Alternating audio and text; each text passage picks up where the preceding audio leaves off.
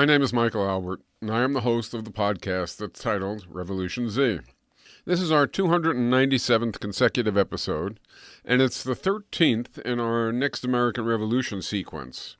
Episodes in that sequence are, remember, chapters from an oral history, and as well, they include some comments from myself as I read the material.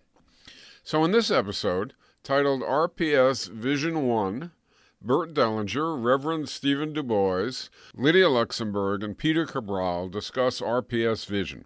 It starts with Miguel Guevara asking Bert Dellinger, Bert, shared vision has always been a kind of central component of what it means for someone to be part of RPS. Why is that? And, well, what does vision even mean? What is a vision? It's a particularly good question, Miguel, but also a hard one. It is good because, as you say, it mattered greatly to what RPS has undergone and become. Also, because it matters greatly to how a movement functions, what it seeks, who is in it, and so on. It is hard, however, because it was controversial and only emerged as a shared view in RPS after some serious exploration and debate. And even now, there is still much that comes up for regular reconsideration. But I don't just mean specific visions, I mean vision per se, which is what I think you are asking about. Yes, at the risk of getting a little abstract, says Miguel, that is exactly what I am asking about. What views about vision were there at the outset, and what logic and what emerged over time? The people who initiated RPS and its early joiners had in common, I think, not to use too harsh a word, a kind of distaste, hell, even revulsion, for what they saw as prior examples of what they called sectarianism. They wanted to get beyond having regimented politics, closed-up politics, political lines, blueprints, and their like. They didn't want dogma. And there were, and this is admittedly my take on it, three variants on this inclination. The first variant was to gravitate toward the idea, even the slogan, quote, anything goes. The notion was that a movement to create a better world ought to create a world in which anything goes, a world in which there are not restraints on human creativity and desire. The second variant didn't go quite that far. It said, we can and we should agree on centrally important values. But beyond those core values, we can and should work out what we want in the way of institutions only in practice, only based on experience and trial and error. We should not get specific about any of that in advance.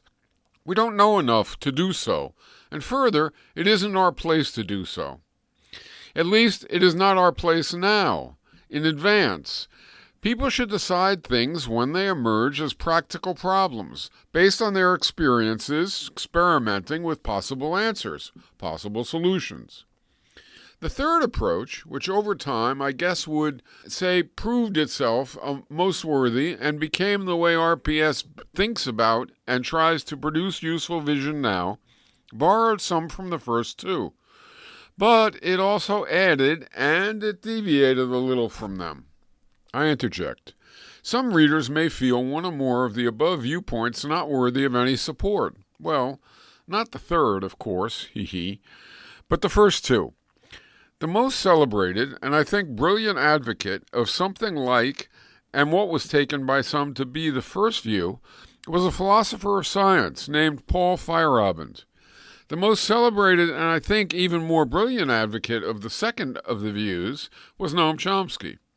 And for the third, there have been many advocates as it became the view of RPS itself. Bert continued, without going on too long, one way to perhaps summarize the thinking was that the second approach in essence said to the first, we like your leaning, your inclination, your spirit, but you go too far with this anything goes stuff. To say everything is acceptable is to say nothing isn't acceptable, and that nothing sought is, for that matter, any better than anything else. As a conceptual approach, it provides no helpful guidance. So we say, instead, certain values like solidarity, say, or equity, and others too, are really worthy. They are what a good society needs to fulfill. So the second approach said we need to settle on shared values, because doing so will provide our movement's needed orientation. It will inform our choice about what institutions to reject, the ones that violate our values, and what institutions to seek in their place, the ones we discover as we proceed that are able to facilitate society fulfilling our values. Then the third approach said to the second, we like your emphasis on guiding values, and we agree that vision can go too far. It can indeed go beyond what our knowledge and experience can justify. It can indeed specify details that are for future people to determine as they see fit, not us.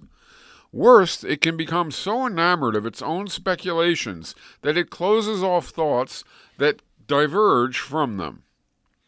But at the same time, said the third view to the second, vision can go not far enough. Values alone are not enough to provide hope and direction. They are not enough to helpfully orient our choices to desired destinations so we can plant the seeds of the future in the present. To do that, we have to have something in mind for the future. And perhaps mainly, they are not enough to convince people with legitimate and sincere doubts that our movement can replace what we reject in ways that make things better, much better, and not worse. We need to be able to answer people's legitimate question, what do you want? Not only with values that we want society to fulfill, not even only with values and with explanations of why certain current core features don't allow fulfilling those values, so we should reject those, but also with compelling discussion of new features, new institutions that will implement the values. Rebutting the idea that no other world is possible requires that much vision. Miguel responds, so we need values and also institutions. Okay, but couldn't the sectarian approaches of the past have claimed to be presenting just that, though their values and their institutions? And couldn't we, seeking values and institutions then, become sectarian, like they did? What is different? You're right, Miguel. And the advocates of the second view knew it and pressed the point. And they did so sufficiently that the advocates of the third view got the message. One different thing, and this was crucial, of course, was that different values and different institutions. But that wasn't the whole of it. What emerged beyond that was a view that a society, any particular society, has countless features. In fact, any two societies that we label as being of the same type in some way, say capitalist or feudal democratic, or dictatorship, feminist or misogynist, racist or intercommunalist, or whatever, including good, like what we want, typically have countless differences from one another, even of the same type. Languages, histories, levels of technology, populations, products, art, cuisine, geography, really tons of things differ, even though the two societies that we might be comparing are deemed to be of the same type. So what makes two societies one type, even just along any particular axis? It can only be that they share certain core features regarding that aspect, even though they differ in countless other features. That holds for, say, two economies, if they share certain key features that are found to be essential to a type. And we say they are both that type, even if they have countless other differences, including about the economy. And it is true again for polities and for modes of kinship and culture. In fact, even inside a given society, or let's say in an economy, suppose we consider two workplaces. They can differ in an incredible number of specifics. For example, in what they produce, in how big they are, in what their buildings are like, what tools they use, who works there, and on and on. And yet, if they share certain key features, we say they are, again, of the same type. Same for families, and so on. It's pretty abstract, says Miguel. Yes, it is, Miguel. In fact, it is true of other domains as well. Things of one type typically have major differences beyond certain key shared attributes that define the type. Think of the type person or even chair. Things with countless differences fit in each category. But I think you're likely to get into more specifics soon enough, and presenting the abstract case matters because the whole point is that it reveals a logic or a way of thinking about vision per se, not about particular visions. So the third approach basically said, we agree to avoid regimentation sectarianism, and we agree on the need for shared values, but we think beyond that, there are certain key institutional features that are essential to fulfill those values. So we reject institutions that violate our values, but we support certain key institutions that will fulfill and are even necessary to fulfill the values. Miguel asks, what about the criticism that approach 2 had that said we don't know enough to settle on institutional judgments? Well, Miguel, we decided that that was partly true, but also partly wrong, and we had to navigate that difference. First, it really severely understated the amount of experience we had available to assess to make judgments. After all, the effort to have a better society didn't begin yesterday, much less tomorrow. We have centuries of history to look at. We have countless efforts. We know, also, a lot about people, about ourselves, and about social relations. We know enough, the third approach says, to confidently say that various institutional choices are horribly flawed. We need to reject them. But we also know enough, the third approach says, to identify some key core features that will be able to fulfill our values, or that we even judge to be essential to fulfill our values. Call the type society we seek a participatory society. Variant 3 said, we know enough to say that certain institutions cannot be a part of a participatory society, because those institutions would cause it to fail to fulfill its values. More, certain other institutions, or really institutional features, are essential. Without those, the participatory society would fail to fulfill its sought values. So those features are the ones, at least given our current knowledge, that we believe will characterize a society as a participatory society. Those are the features we need to have in mind to orient our actions. When we plant the seeds of the future in the present, those are the features we are trying to foreshadow. We are open about it, of course. We know we will no doubt experiment and learn and alter views as we proceed. But the third variant said there are 2 forms of that. One that we think will occur a whole lot, a ton, and one that we think will be far less frequent, and perhaps not really occur at all. The first is that participatory movements in different societies, even in different parts of one society, will come upon tons of different peripheral or contingent features. The kinds of features which can differ from society to society, or even within a society, and still the society is participatory. That a feature is peripheral and contingent, that it can differ, doesn't at all mean it is unimportant. It just means such features can differ without disrupting fulfilling the type's core values. We even tended, some of us anyhow, to call our core values plus our core institutional commitments a kind of scaffold on which different populations would add different contingent but nonetheless important features, often different from one another, and often chosen based on experimentation and valuation as they go along.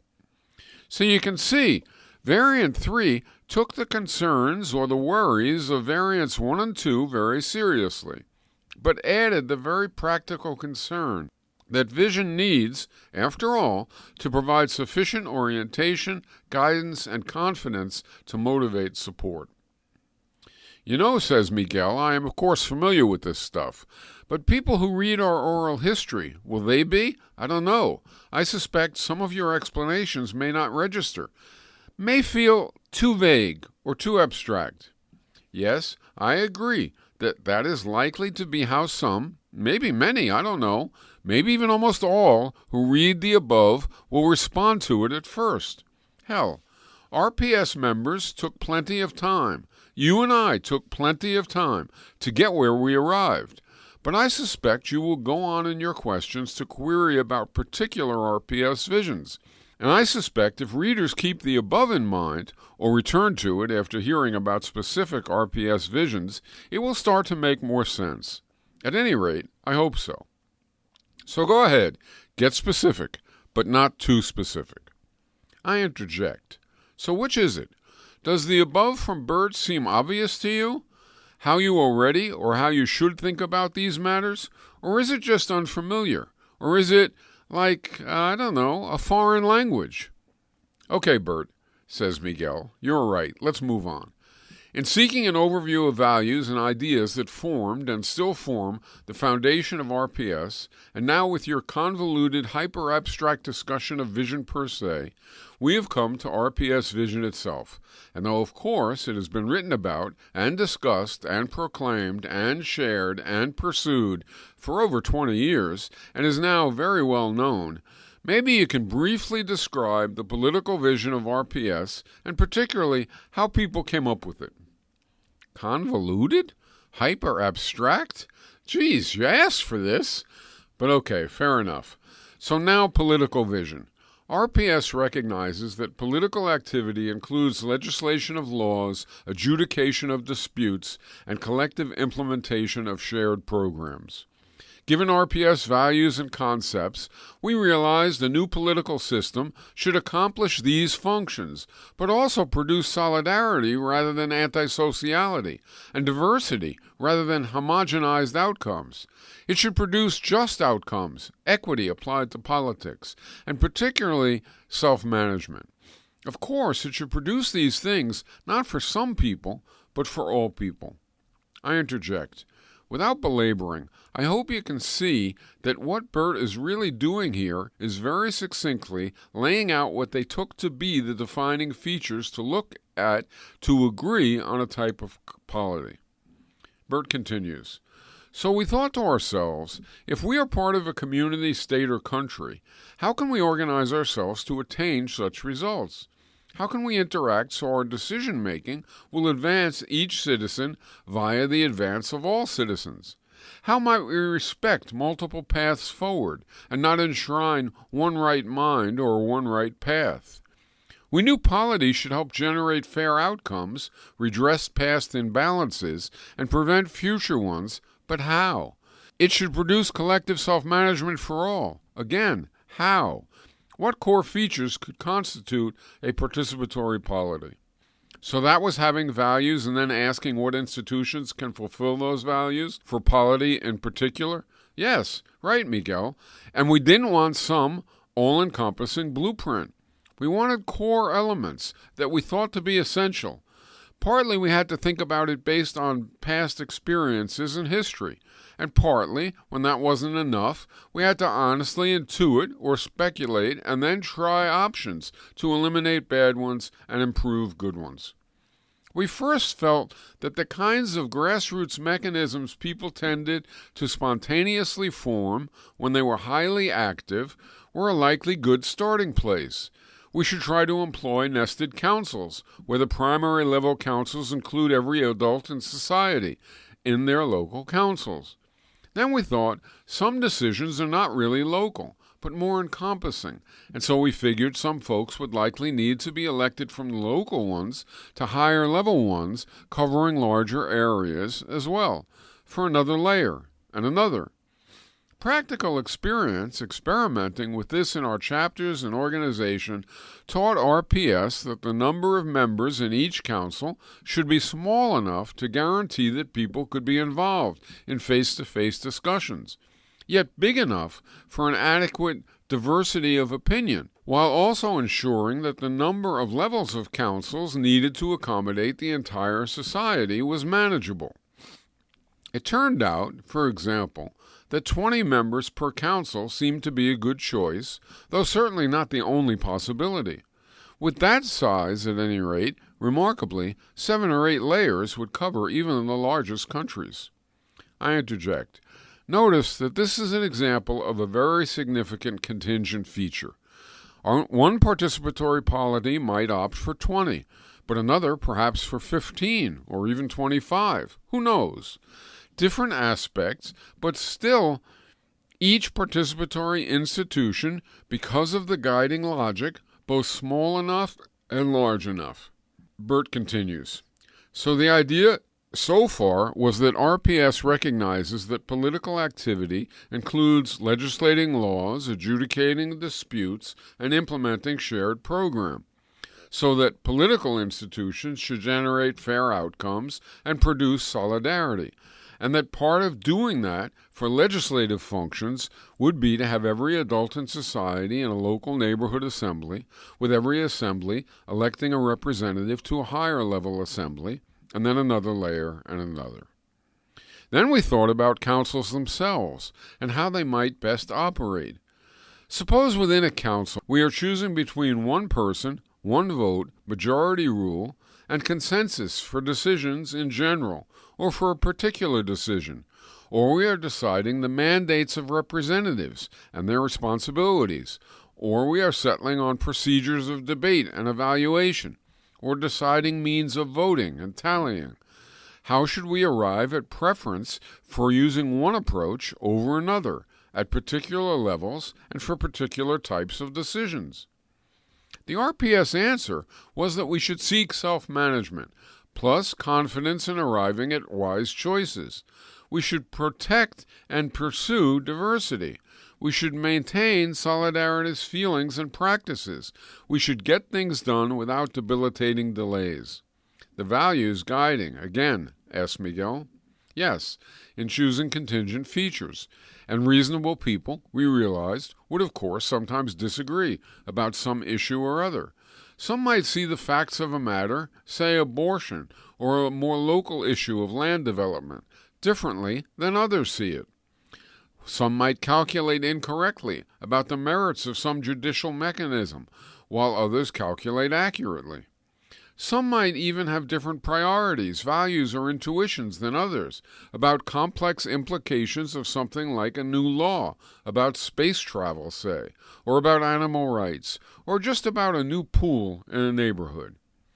We came to realize that the trick of successful legislative structure would be to have a system that allows self-managed choices in which everyone agrees that the choices are reached fairly for all and are either excellent or, in any event, flexibly subject to review, even while alternative choices are still explored.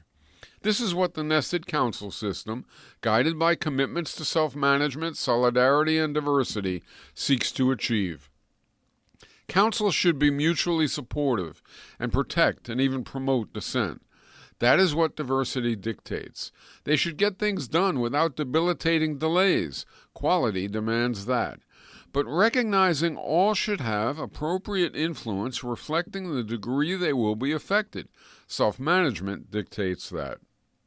Okay, but surely there were complaints that if everyone influences decisions, we won't elevate the best decision makers. You're right, Miguel. Of course, many people thought exactly that. Indeed, perhaps we all worried about it until we realized that saying that people who are better decision makers don't get more say doesn't mean they shouldn't be heard.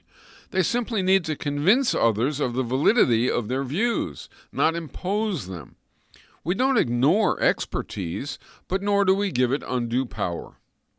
I remember that to address this, I used to ask critics, for example, at early talks presenting the vision, okay, who is the world's foremost expert in your desires? The critic might wonder a bit about, but then realize, well, that's me, isn't it? And I would reply, yes, of course it is. And that means that ensuring your influence when you are affected respects your expertise. More, a decision reached without the will of those affected being counted is not a good decision in any event. It is not only missing their expert insight, it is imposed, not supported. If democracy is better than autocracy, then collective self-management is better yet. On the other hand, if experts having disproportionate power is better than informed participation by all affected, then dictatorship by a genius is better than democracy for all. I bet folks said you were exaggerating to make the choice go your way, says Miguel. Clever, but not convincing. Perhaps I was, but my little provocation made a point. We have to pick a preferred logic, and RPS prefers self-management and a legislative structure that allows everyone to agree that outcomes are reached fairly, while of course attending to the evidence and logic offered by experts. Were you assuming that everyone would abide every norm? No, Miguel. Well, some critics thought so, sure. But we knew that disputes and violations would occur. And to deal with that, RPS vision had to have means to deal with it. We knew judicial systems often addressed judicial review. Are the laws themselves just? Criminal justice, have specific individuals violated our laws? And civil adjudication, how are disputes between individuals to be resolved? But we also knew we would need innovations in these areas, just like with legislation. So RPS said we need a significantly improved court system, plus community-controlled police with balanced job complexes and equitable remuneration. And I bet a lot of people at the outset rebelled against that, just like I did when I first heard it. You're right, Miguel, of course. RPS arrived at favoring a court system that would operate with hierarchical levels adjudicating disputes arising over counsel choices. Is this the best approach we can imagine? Can it be refined or transformed to further enhance self-management? Experimentation, much of which is underway or still to come, will tell. This is, to hark back, the issue of core features as compared to contextual contingent ones. What political features are essential to a participatory polity? As compared to, they are really good, but not the only really good option. Sometimes there is one essential way to do some social function. Say nested councils or assemblies seemed and still seem like an example, even if it will have many contingent features, such as the number of people in each council, or all sorts of procedures each council might employ. Sometimes there isn't even an essential core feature, an element of the defining scaffold bearing on some function. In any case, the real controversy was about criminal matters, and to a lesser but still significant degree, also civil adjudication. In these cases, too, diverse lawyers and legal advocates came up with and experimented with ideas and researched their implications, and finally RPS proposed a court system somewhat different from what we have now, plus a police force with balanced job complexes and remuneration for effort and sacrifice. And yes, about the police changes in particular, there was a great deal of struggle. Back when RPS was first forming, police departments were still being militarized, not humanized. That was the trend. Incarceration was still soaring and almost totally punitive. And police forces were still engaged in horribly racist and classist violations on a regular basis, extending from harassment all the way up through unjust arrest, witness and evidence tampering, to outright murder. So there were mass struggles over all of that, with demonstrations, rallies, marches, occupations, and strikes. Indeed, prisoner strikes, which revived when RPS got moving and then accelerated greatly, were an important factor. So were actions by families of prisoners and by community members seeking lawful justice, or really just lawfulness instead of repression of their neighborhoods. The upshot is that in RPS political vision, the punitive aspect of law enforcement is largely gone. Rehabilitation is emphasized. Police function, methods, and control have been largely transformed, which was all critical, I should say, not only to developing clarity about a new polity, but also for movement relations. Why did the RPS view about police work inspire outrage in many leftists who desire a better society? Asked Miguel. Imagine you had been raped and RPS was saying there is a place for suitably redefined rape in the new society that we seek. Rejecting the idea that anything goes, including even rape, you would fight it, and if you lost, you would justifiably decide RPS was not worth your support. I would too. But in fact, RPS believes a vastly renovated police function is valid, and also that police, even now, with all their violent faults, are better approached as potential allies than inevitable enemies. In the future, violations of social norms are not all going to magically disappear, and dealing with them most effectively and safely will require people with special training and job requirements, not least community involvement and balanced job complexes to enforce their community connections and civility. We wouldn't say people should pilot airplanes without special training, responsibilities, and accountability. Similarly, we shouldn't say people should police communities without special training, responsibilities, and accountability.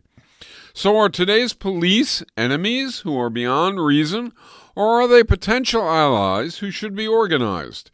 Should we treat police like vicious animals, or should we attack the system that crushes their better instincts?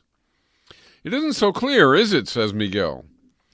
Until we have a new society, Miguel, police often act in ways that hurt rather than help all but narrow elites. RPS and other activists had long encountered that reality, not least when police were used to repress us. This being so, many in RPS felt that in a new society, we must entirely do away with police. Indeed, that was, I think, probably the most prevalent view about policing in the earliest days of RPS. If this formulation had said we must do away with many aspects of policing and incarceration, as we now know them, the view would have been uncontroversial in RPS. But going from rejecting aspects of policing to rejecting all underlying functions and all possible institutional means of accomplishing those functions was not fine. I interject.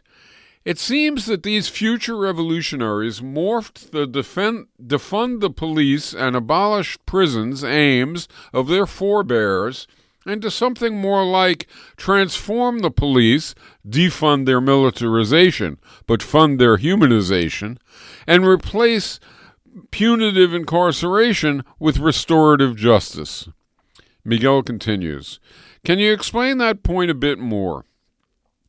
The broad type of dispute has come up repeatedly in the history of RPS and before RPS too, of course.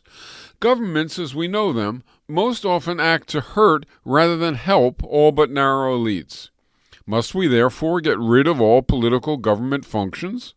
Workplaces often spew pollution and subordinate most employees, and in doing so, hurt rather than help all but narrow elites. Must we get rid of all work in any structured institution at all?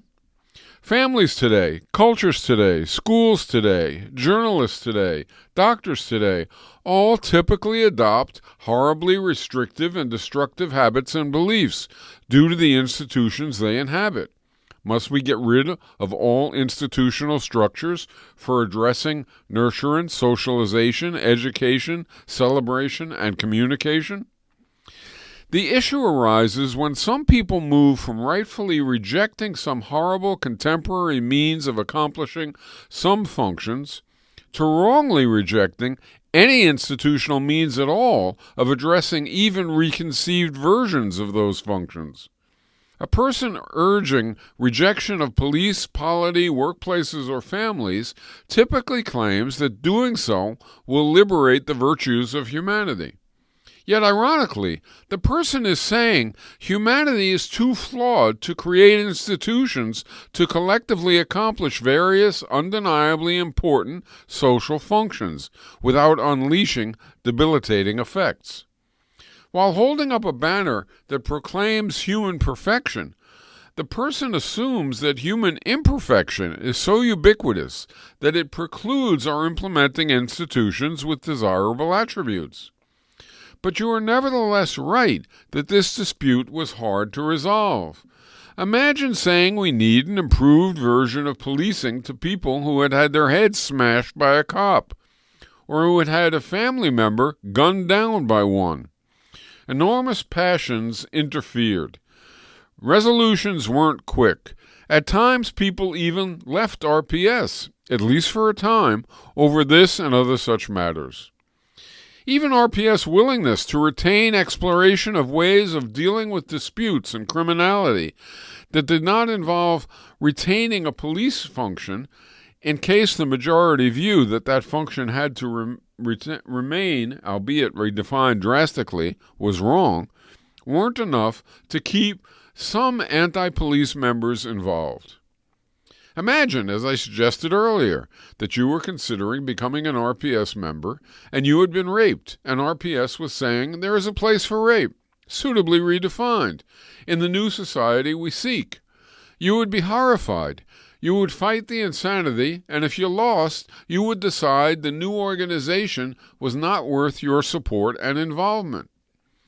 I think some members who left over RPS retaining policing as part of a new society felt similarly and left with a similar level of disgust and anger.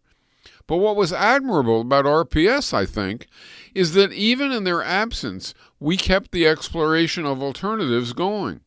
That didn't lead to eliminating policing per se, but it did lead to many improvements in our understanding of what police training and police functions ought to include.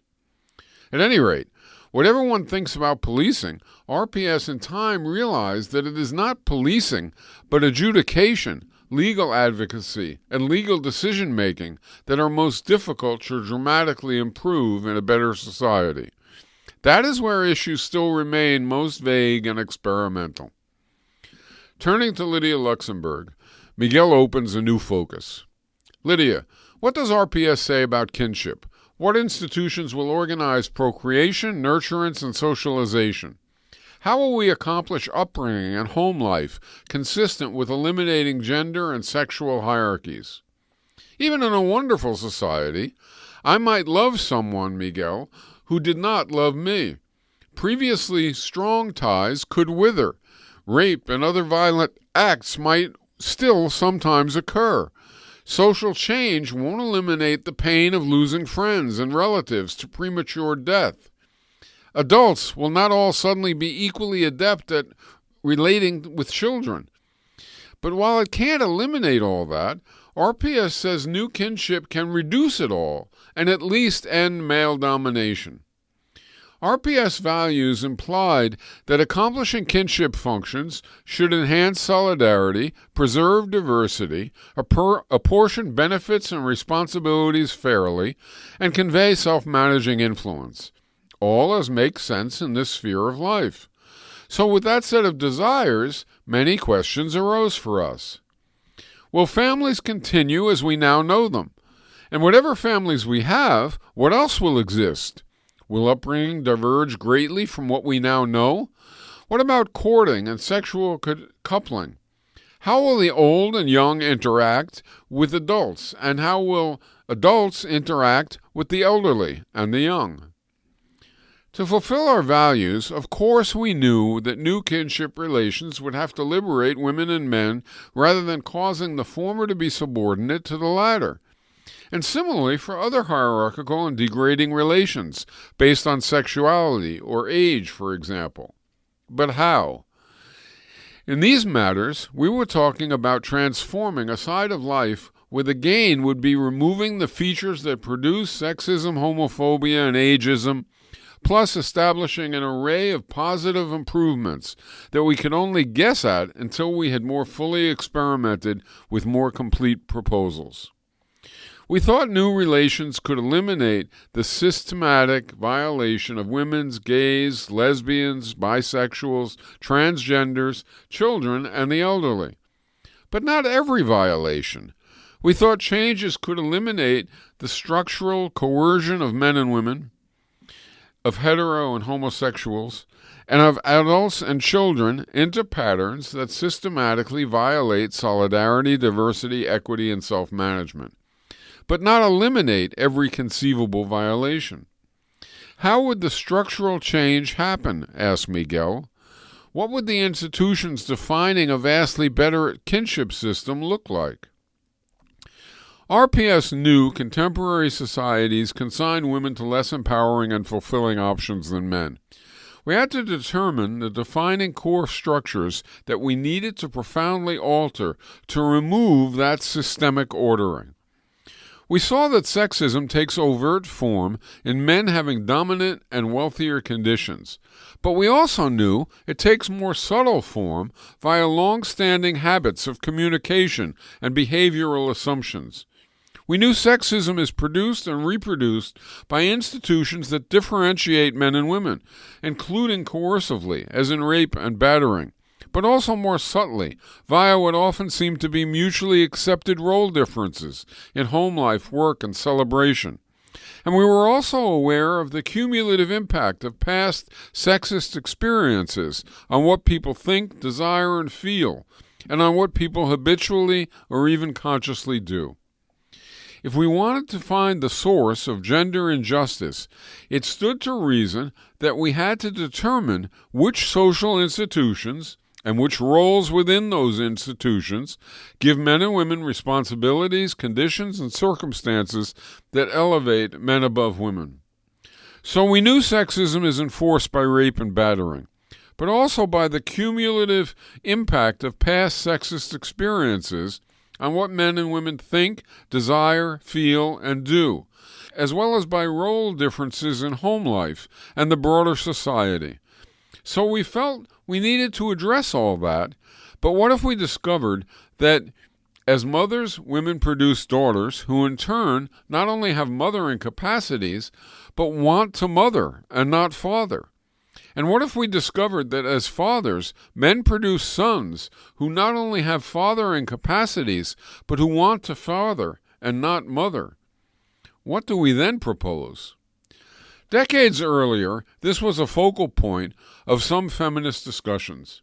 Men father, but women mother. That is, 1960s and 1970s feminists had realized that men and women fulfill two quite dissimilar roles vis-a-vis the next generation. What if instead of women mothering and men fathering, women and men each related to children in the same fashion, with the same mix of responsibilities and behaviors called parenting, rather than one gender having almost all the nurturing as well as tending, cleaning, and other maintenance tasks called mothering, and the other gender having many more decision-based tasks called fathering, with one gender being more involved and the other more aloof. So they were saying we should have no mothering and fathering, just parenting? Is that what it was, said Miguel? Not all said that, Miguel, but some did. And why not? Instead of women doing all the nurturing, tending, and cleaning, called mothering, and men doing all the decision-based tasks, called fathering, why shouldn't men and women do a mix of all the tasks called parenting? The argument behind this proposal followed right from the broad way of thinking that RPS employed. It was that mothering is a role that is overwhelmingly socially and only marginally biologically defined, and that as mothers, women produce daughters who, in turn, not only have mothering capacities, but want to mother. How did such a challenging belief spread? Asked Miguel.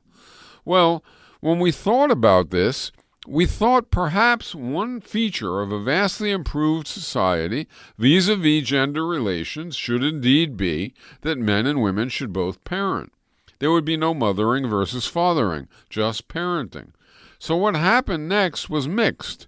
Some said for us to change in such a way would put our children's lives at stake. We would get no do-overs. Nonetheless, many young parents, and some older ones too, decided to test this out. You have to think about such a choice to realize the intensity of feelings and importance of the choices involved.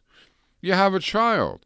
Throughout history, including in your own upbringing and all around you, virtually every household practices two different roles, mothering and fathering. Sometimes even gay couples with children preserve the distinction, though not always, and that may have been a significant factor in moving all folks toward change. At any rate, your child's life is at stake, and you decide, no, we are going to break the old mold. We will each parent. This actually began occurring, piecemeal, just trying to make home life more fair years earlier. But it was in RPS and by its efforts that the practice accelerated and became self-conscious. Much of it was simply changing one's own personal choices, but not all. For example, to have parenting, not mothering and fathering, required parental leave for newborn care, not leave for only women, so the battle had to be waged there as well. I interject.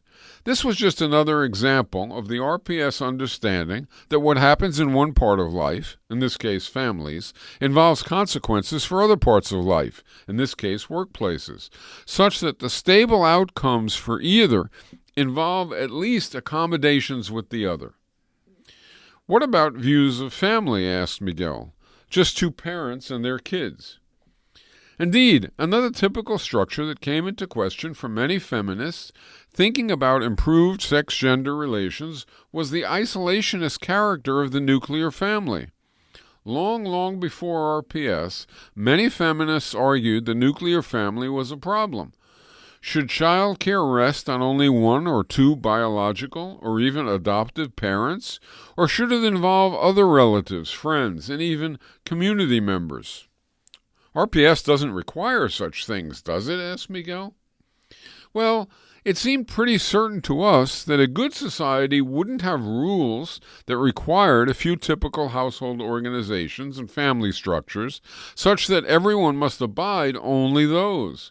So right from the outset, RPS vision rejected legislating how people can choose to live vis-a-vis these matters. But we do urge that patterns people choose should foster gender equity, broaden the caretaking that children enjoy, and enlarge children's participation in decisions. Children should not only become capable and confident, but unconstrained by narrow feminine or masculine molds. I interject. In current usage, it seems like the complication or conundrum RPS was navigating was how to have personal freedom from butting in, you might call it, but also the broad gain of the potential benefits of butting in to ensure good outcomes for all. Lydia continues, we wouldn't expect adults would, by law, have to live alone, in pairs, or in groups, in any one or even in any few patterns. The key point would likely be diversity, and that whatever multiples and diverse patterns exist, each option should embody features that call forth gender equity rather than gender hierarchy. So people experimented with home life patterns aimed at broadening the caretaking and interaction children would enjoy, and at enlarging their participation in judgments as well. I interject. Remember Bert's abstract discussion of vision per se, and the anything goes version, the value guide version, and the values but also core institutions version? This seems like a situation embodying all the possibilities, including vision-constraining possibilities or opening potentials, perhaps even simultaneously. Lydia continued, we hope that people born, brought up, and who then themselves bear and bring up new generations will be full, capable, and confident, while also lacking differentiations that limit and confine the personality or the life trajectories of anyone in adverse ways, whether to some kind of narrow feminine or narrow masculine mold. But what is adverse and what isn't, well, that is not always so clear. And we have similar hopes about sexuality and intergenerational relations. No one knows what fully liberated sexuality will be like in all its multitude of preferences and practices, or knows all the diverse forms of intergenerational relations adults and children and elders will enter into, and at what ages. We know that no few patterns should be elevated above all others as mandatory, though all acceptable options should preclude purposely producing in people a proclivity to dominate or to rule or to subordinate or to obey based on biological sex, sexual orientation, age, or any other social or biological characteristic. We have only rough ideas what sex-gender patterns will emerge, multiply, and continually develop in a better future. For example, monogamous and not, hetero, homo, non-binary, trans, and involving transformed caregiving institutions, families, schools, and perhaps other political and social spaces for children as well as for adults and the elderly. But we can guess with confidence that actors of all ages and genders will engage in non-oppressive, consensual sexual relations free from stigma. There was lots of controversy and conflict about much of that, wasn't there? Sometimes bitter, with recriminations, with hostile intent even. Of course, Miguel, there has been much internal dispute, but the key thing, I think, has been the flexibility of the pronouncements and the continued study of implications and options right to the present. Still, it was hard to avoid being polarized into aggressive defensiveness when people would accuse us of trying to entirely eliminate families, or to wipe out love, or to short-circuit childhood. But as with so many other issues, we learned to put a premium on being patient and respectful in such interchanges. And that has perhaps been the most admired stance of RPS, not our militance, or our confidence, or even our wonderful rhetoric and debating. Rather, our patience and respect for people with different views. I interject. Interesting. She says respect for people with different views, but not respect for different views per se. I wonder if that was calculated. Miguel continues, what about bringing up children as a revolutionary? Nowadays, with RPS ascendant, a young parent who favors RPS is typically just honest and open with children. We love and assist them, but we also give them room to be what they choose, and children typically come to favor RPS. But earlier, when one was revolutionary against the grain of virtually all of society, and against the views of the child's school and schoolmates, and often even of the child's other relatives and culture, things were a bit harder. How did people deal with that? Some of us, Miguel, put our views up front and actively tried to convey our hoped-for values. Others of us de-emphasized our views to avoid imposing on our children. Way back when I was young, for example, way before RPS, even in the most supportive families, most kids knew almost nothing of their parents' deepest desires and beliefs. Often, even nothing of what their parents' work entailed, and what their parents' hopes were. And that stayed largely true until pretty recently. And kids, unsurprisingly, reciprocated. So parents and their kids very often had superficial communication in both directions. It was aloof love, you might call it, I suppose. I think most people thought this was just life and life only, but it wasn't. It was habit and habit only, developed in context of patriarchy. Even when well-intended, it was just another dimension of life in developed capitalist, consumerist, patriarchal society, where what matters most is hidden and what matters least is made forefront. It made a mess of a great many families, and I suspect perhaps even of most or even nearly all families. Miguel opens a new topic. Peter, finally, what about issues of culture? How did RPS thinking proceed regarding vision for that? We knew we would not be magically reborn in a desirable society free of our past and unaware of our historical roots. On the contrary, we knew our historical memory, sensitivity to past and present social process, and understanding of our own and of our society's history would all very likely enlarge due to the process of reaching a desirable society. Rather than our diverse cultural roots becoming submerged on the road to a better world, we knew they would grow in prominence. So we also knew that instead of homogenizing cultures into some presumed one-right culture, the transition to a better world should elevate the historical contributions of different communities to be appreciated more than ever before. Different religions, races, ethnic groups, and regions should enjoy greater rather than lesser means for their further development. Our task was to respect and celebrate diverse cultures, but also avoid destructive mutual hostilities. trying to erase the horrors of genocide, imperialism, racism, jingoism, ethnocentrism, colonialism, and religious persecution by attempting to integrate distinct historical communities into one cultural niche had earlier proved almost as destructive as the nightmares this approach sought to expunge. So we knew we had to reject that homogenizing approach. Indeed, this insight was a main source of the RPS prioritization of diversity as a core value. We also knew from history and from our own life lessons that cultural homogenization, whether racist, fundamentalist, or even leftist, ignores the positive aspects of cultural differences that give people a sense of who they are and where they come from. We knew cultural homogenization offers few opportunities for variety, obstructs cultural self-management, and heightens exactly the community anxieties and antagonisms that, at its most humane, it wants to overcome. We also knew, however, and also not least from our own experiences, that in a competitive and otherwise mutually hostile environment, religious, racial, ethnic, and national communities often develop into sectarian camps, each concerned first and foremost with defending itself from real and imagined threats, even waging war on others to do so.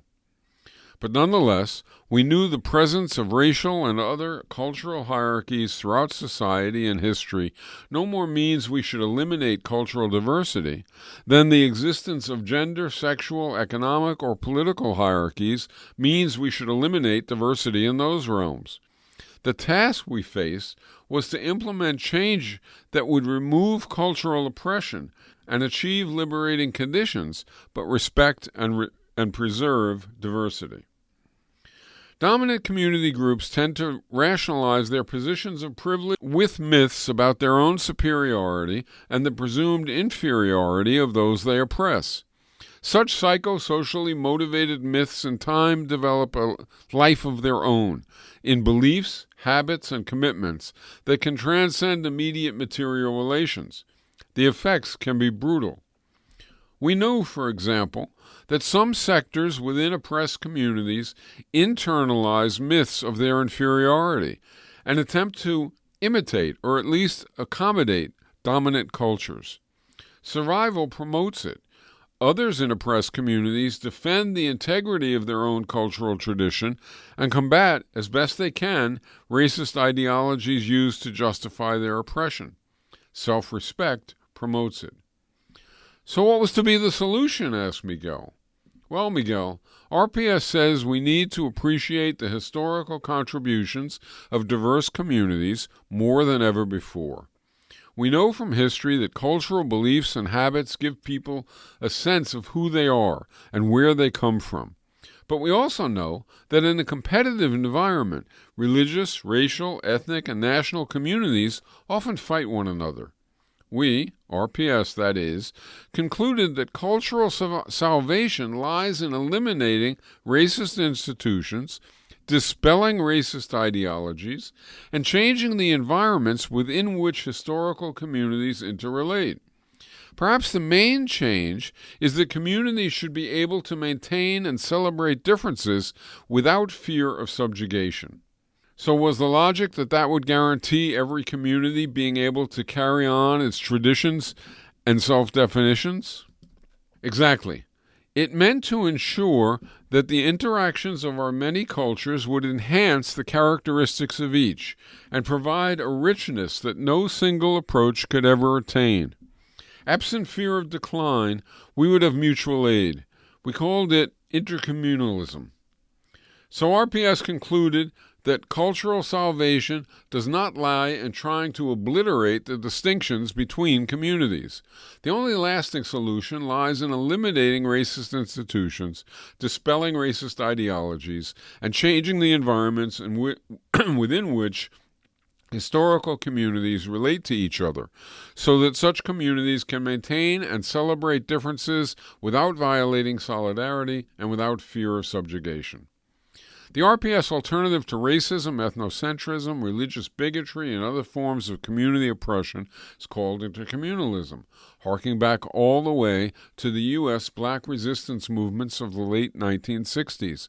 It emphasizes respecting and preserving the multiplicity of community forms we are blessed with by guaranteeing each sufficient material and social resources to confidently reproduce itself.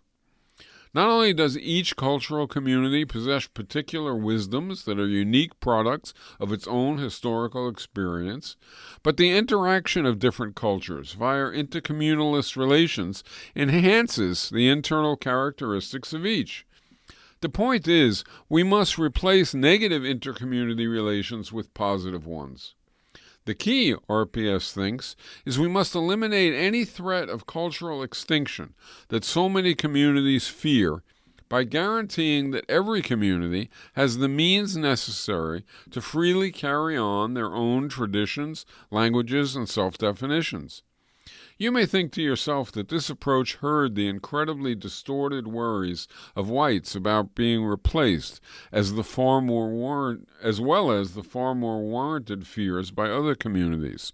And so it did, but it also noticed the strange circumstance of a community feeling some justified danger, but then manifesting incredibly domineering choices toward others itself. I think the behavior of Israel toward Palestinians probably kick-started that latter dimension into high resolution for many people this time around. I suppose it was a bit like someone bullied or beaten as a youth, often by a father, then going on and acting similarly later. At any rate, in accord with self-management, RPS realized that individuals should be free to choose the cultural communities they prefer, rather than elders or others defining their choices for them, particularly on the basis of prejudice. RPS also realized that while those outside a community should be free to criticize cultural practices that in their opinion violate humane norms, external intervention that goes beyond criticism should not be permitted, except to guarantee that all members of every community have the right of dissent and to leave without incurring any material or broader social loss. I interject. This seems like the problem of abiding mind your business feelings versus respecting the hold on what harms society, not just yourself feelings. Miguel, perhaps thinking similarly, asks, but is reaching that goal even possible? It will be difficult, for sure. We are talking about overcoming a horrific legacy, and that is why, until a lengthy history of autonomy exercising solidarity overcomes suspicion forged by fear, we will need to make it incumbent on more powerful communities to unilaterally de-escalate disputes they have with less powerful communities. What about violations of that instruction? Well, Miguel, we will very likely need oversight by an intercommunal legal apparatus specializing in conflict resolution, at least until a different historical legacy prevails. But on the road to that future harmony, RPS has to prioritize overcoming racist structures and habits. Communities must have free entry and exit. They must have guaranteed means of their own preservation. They must be freed from fear of assimilation or domination. And of course, all communities must enjoy all the benefits of all other social, political, and economic opportunities. And on our movements now, what does the vision say for today, asks Miguel. It says plant the seeds of that better future today, both in our own movements and projects and in what we demand for society now. Beyond our commitment to self-management and diversity, perhaps the main thing is having caucuses for minority communities to ensure their freedom to develop their own priorities and preserve their own practices. But there is another aspect. We rightly strive, and expect others to strive, to have the attitudes and habits we want in a desired future.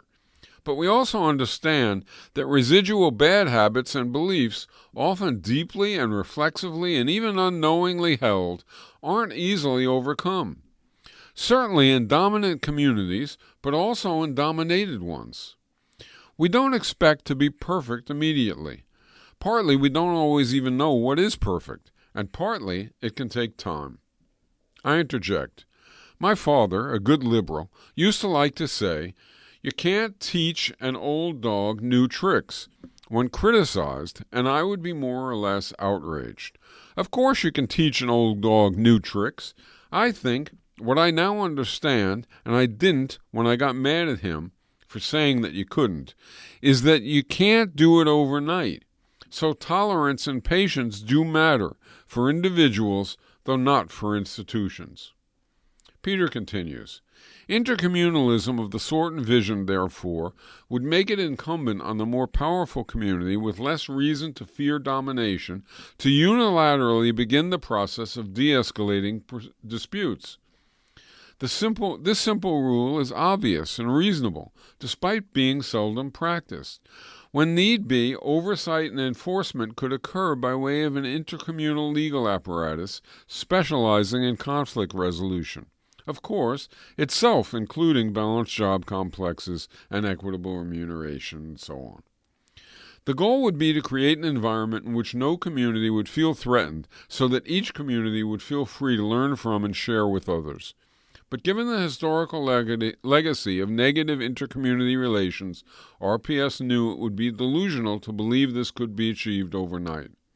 Perhaps even more so than in other areas, intercommunal relations would have to be constructed step by step, until a different historical legacy and set of behavioral expectations is established.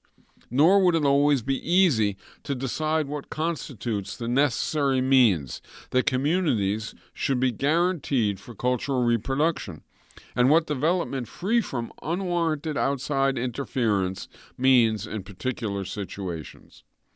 But it seemed, and still seems certain, that every community should be guaranteed sufficient material and communicative means to self-define and self-develop its own cultural traditions, and to represent its culture to all other communities in the context of limited aggregate means and equal rights to those means for all, just as all of its members, by virtue of participatory economic, political, and kin relations, should be equitably remunerated and comparably self-managed.